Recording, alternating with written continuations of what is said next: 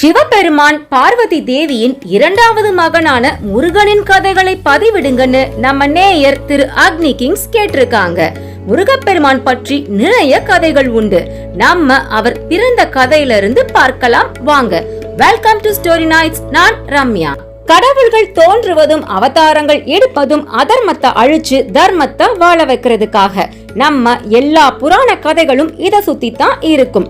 முருகப்பெருமான் தோன்றிய காரணமும் அசுரர்களை அழிச்சு சூரசம்ஹாரம் செய்வதற்காக. பிரம்மதேவனின் பேரனான காசிப முனிவருக்கு நிறைய மனைவிகள்.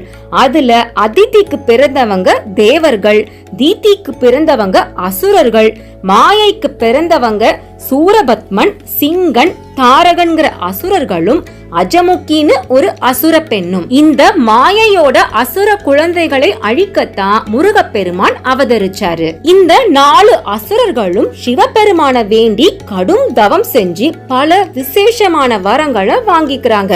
இதுல சூரபத்மன் மூவுலகங்களையும் அரசால வரம் வாங்கிக்கிறாரு. மூவுலகங்கள்னா ஸ்வர்கலோகம், பூலோகம், பாதாளம். ஸ்வர்கலோகத்துல தேவர்கள், பூலோகத்துல மனிதர்கள், பாதாளத்துல அரக்கர்கள் இருப்பாங்க. அதோட இல்லாம சூரபத்மன் சாகாவரம் வேணும்னு கேட்கிறாரு.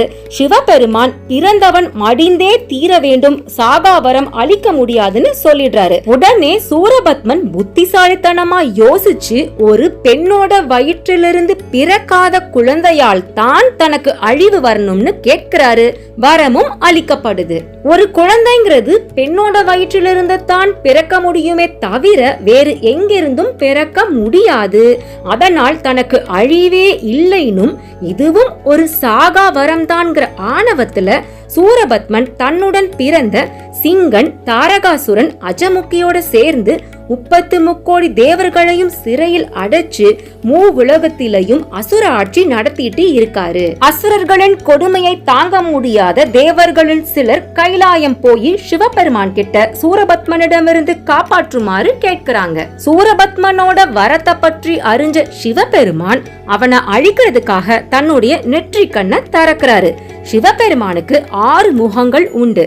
ஈசானம், தத்புருஷம், அகோரம், வாமதேவம், சத்யோஜத்தம், ஞானிகளுக்கு மட்டுமே தெரியக்கூடிய அதோமுகம்.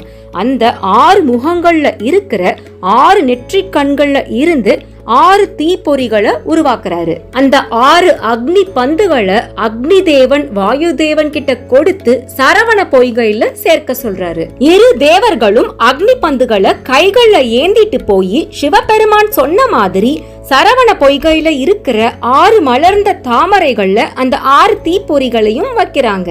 அந்த 6 தீப்பொறிகள்ல இருந்து 6 குழந்தைகளா முருகப்பெருமான் பூலோகத்துல அவதரிச்சாரு. 6 குழந்தைகளையும் கவனிக்கிறதுக்கு 6 கார்த்திகை பெண்கள் நியமிக்கப்படுறாங்க.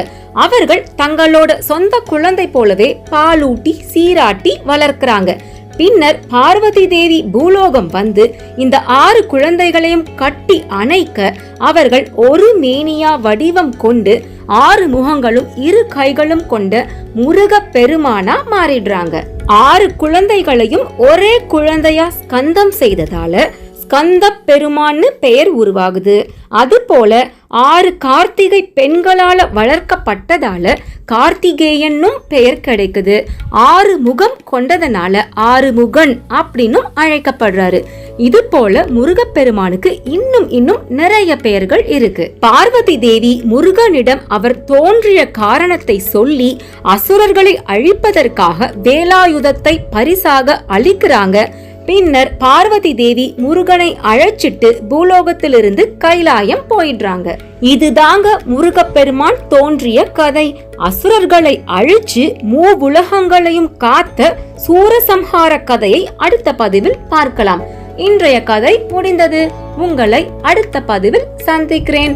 Until then, it's Ramya signing off. Good night and sweet dreams.